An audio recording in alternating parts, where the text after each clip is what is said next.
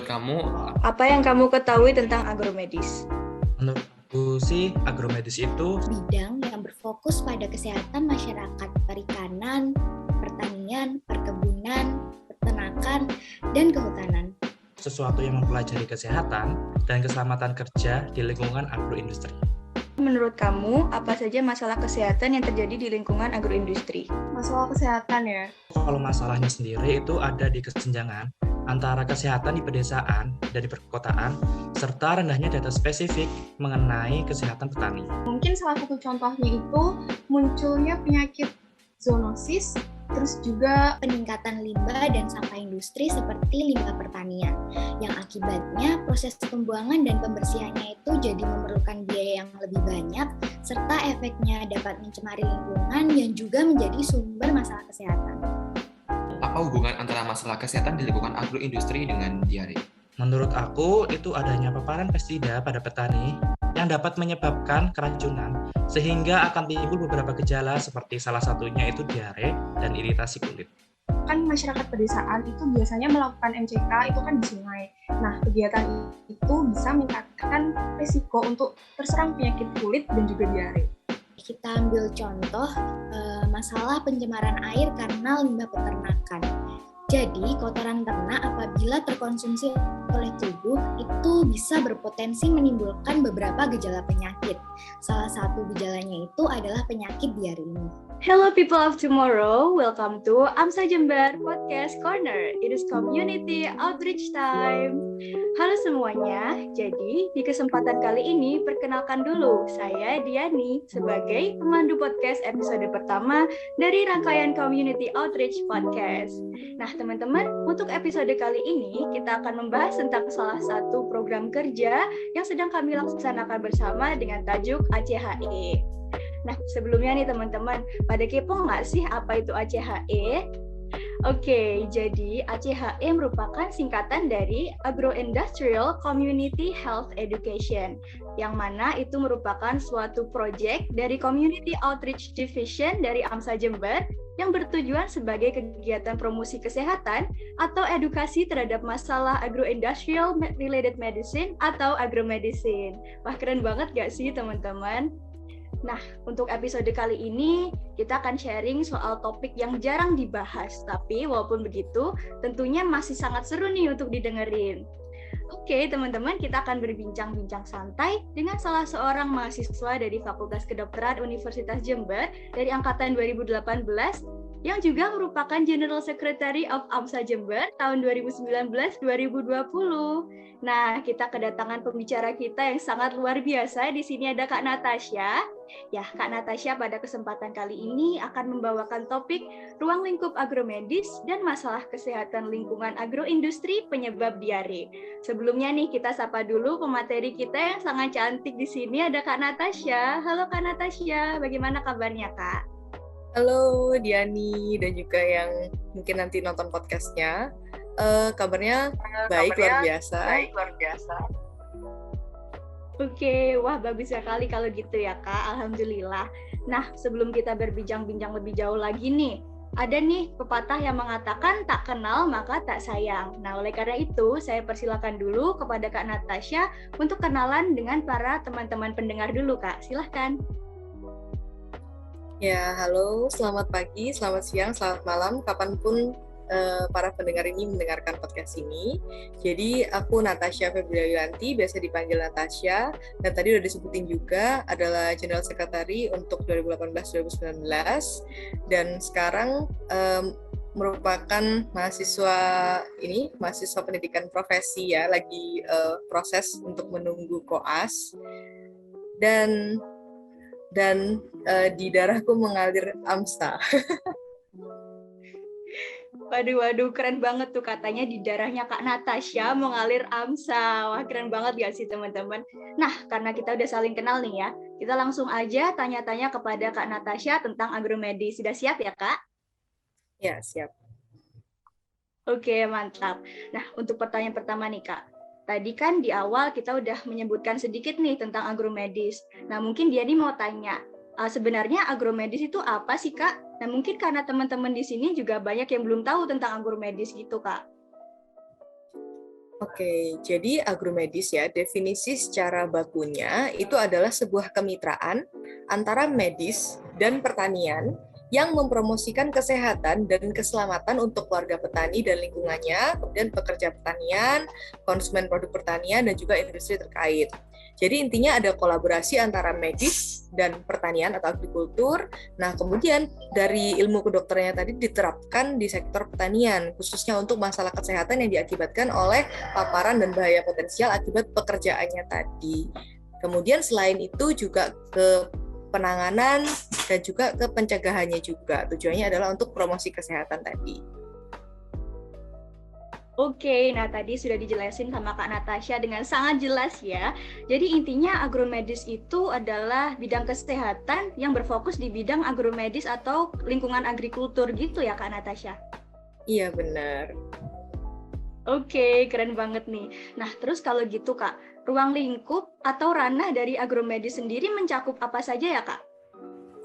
Kalau untuk ruang lingkup agromedis itu pokoknya semua yang berkaitan dengan kesehatan dan keselamatan komunitas agromedis. Nah, komunitas agromedis itu apa aja? Itu tadi, terdiri dari yang sektor pertanian, baik pekerjanya maupun sampai ke konsumen dari produk pertaniannya dan juga industri terkait. Kemudian selain itu ada peternakan, kemudian ada perikanan. Nah, sebenarnya untuk di beberapa daerah agromedis itu juga mencakup untuk yang pertambangan juga. Tapi kalau untuk di agromedisnya di Jawa Timur, khususnya di Universitas Jember, itu lebih ke pertanian, peternakan, dan perikanan aja. Kayak gitu. Oke, nah ternyata beragam juga nih teman-teman ruang lingkup dari agromedis itu sendiri. Nah terus karena banyaknya ruang lingkup tadi ya Kak Natasha, kira-kira tujuan dari agromedis itu apa ya Kak? Jadi tujuannya dari penerapan ilmu kesehatan ke dunia agrikultur tadi adalah intinya untuk mempromosikan kesehatan lagi, balik lagi ke promosi kesehatan untuk komunitas agromedisnya tadi, khususnya untuk petani dan keluarganya, sampai ke penanganan dan juga pencegahannya. Pokoknya semuanya diusut, diaplikasikan untuk keluarga dan komunitas pertanian dan agrikultur yang sejahtera. Waduh, ternyata tujuan dari agromedis sendiri itu sangat mulia ya. Kita memberdayakan masyarakat di lingkungan agrikultural. Keren banget nih. Nah kalau gitu pastinya udah ada nih Kak, program agromedis yang sudah terlaksana. Nah mungkin Kak Natasha bisa ceritakan beberapa nih program agromedis apa saja yang sudah terlaksana di lingkungan agroindustri ini Kak. Khususnya program dari FK UNED sendiri. Oke, jadi untuk program agromedis di FK UNED ya, itu untuk keseluruhannya sebenarnya terangkum di buku 7 Mimpi Agromedis yang baru di-launch kemarin 8 Desember. Kebetulan juga aku gabung di pembuatannya juga. Jadi ada 7 program dibagi ke 7. Yang pertama ada psikoagromedicine atau istilah bahasa Indonesianya adalah tani ceria. Aku yang di bagian itu, di bagian psikoagromedicine. Kemudian ada agrohealth atau tani sehat. Kemudian ada juga agromedicine emergency unit atau biasanya dibilangnya AEU, AEU atau tani siaga. Kemudian ada agrofit atau tani bugar. Kemudian ada agrosafe atau pangan aman. Kemudian ada agrodokter atau dokter taniku, dan juga ada mobile agromedicine. Jadi 7 tadi itu mencakup ke masalah-masalah yang biasanya dihadapi oleh komunitas agromedis ini. Nanti programnya itu terpisah supaya bisa fokus ke masing-masing masalahnya yang tadi sampai ada 7 induk tadi itu.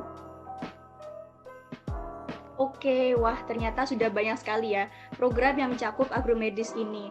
Nah, tadi kan Kak Natasha juga sempat terlibat ya Kak dalam program-program itu.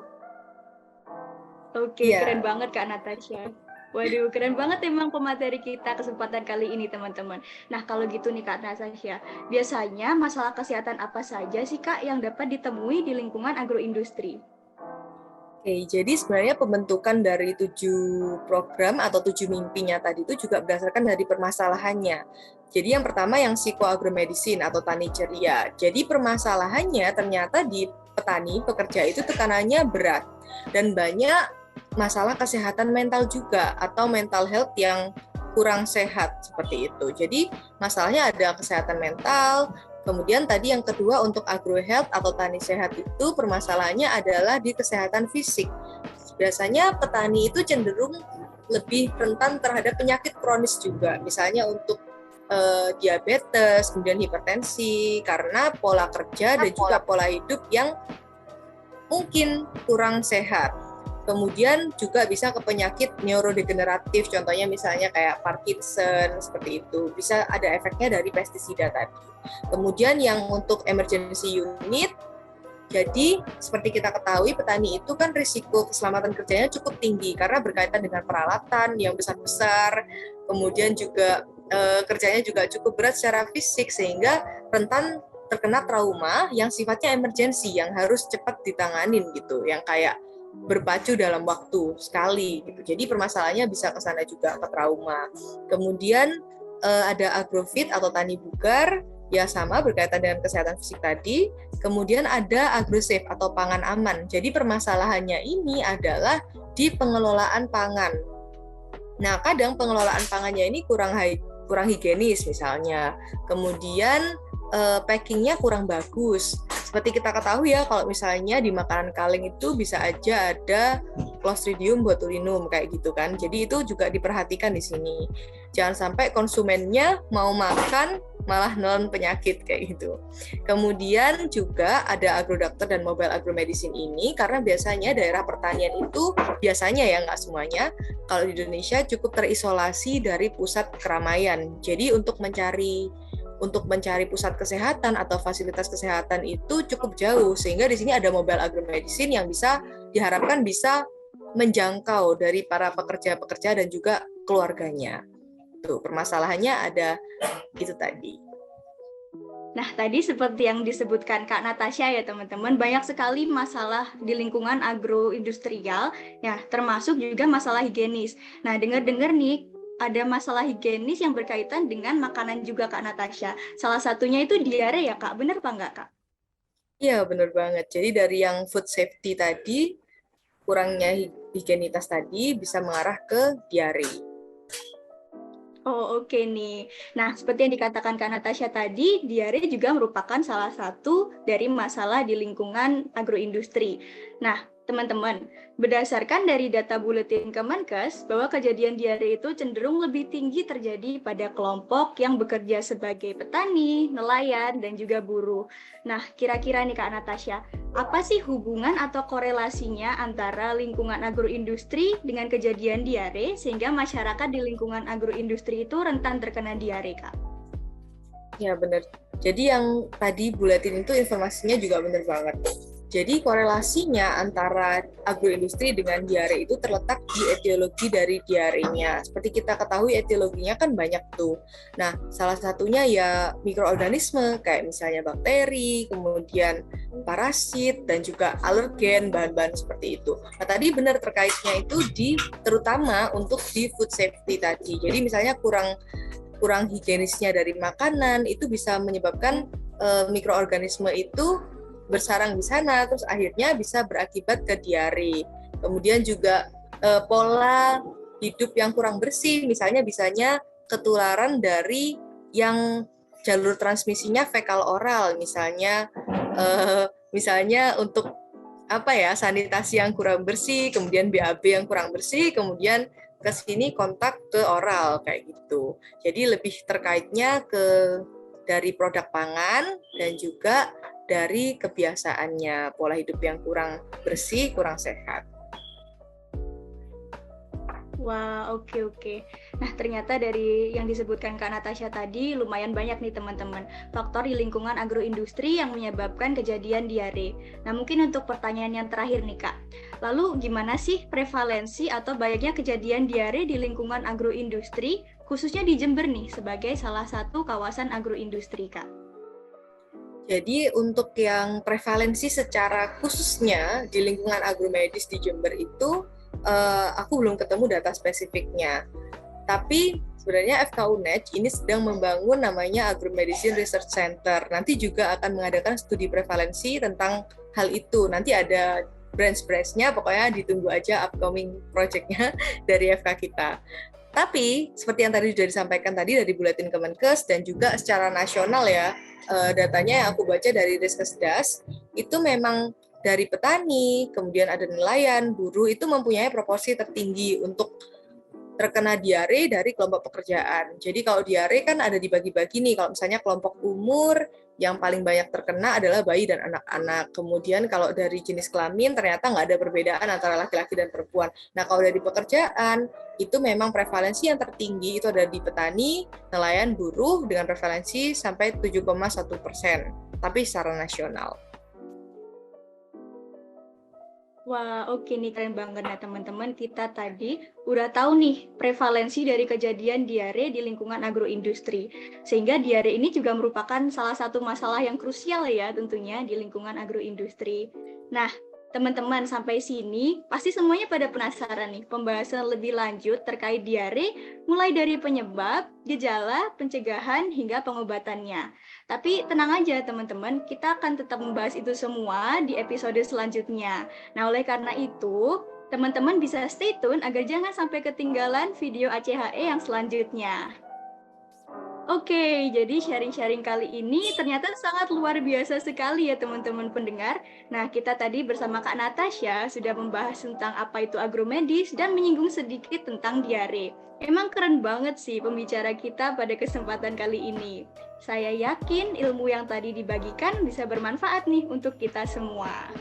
Dan teman-teman, jangan lupa ya, sebarkan informasi yang menarik dan penting ini di media sosial teman-teman semuanya, sehingga informasi ini tidak hanya stuck di kita aja gitu, sehingga manfaatnya bisa dirasakan oleh komunitas yang lebih luas.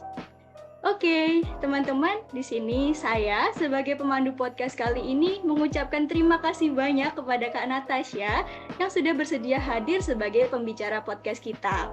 Dan juga terima kasih banyak Kak Natasha atas sharing ilmu yang luar biasa kepada teman-teman pendengar. Oke, finally teman-teman, sharing-sharing tadi mengakhiri podcast episode 1 kita kali ini. Kita tadi sudah bahas tentang ruang lingkup agromedis dan masalah kesehatan lingkungan agroindustri penyebab diare. Program ini merupakan salah satu dari rangkaian acara ACHE, Agro-Industrial Community Health Education, yang tentunya bertujuan sebagai langkah promosi kesehatan di bidang agroindustrial. Teman-teman, jangan lupa ya update informasi penting dan menarik di Instagram @amsajember. Saya Diani, pamit undur diri. See you again in another episode. Forge your passion, experience the impossible. Viva AMSA, sampai jumpa semuanya.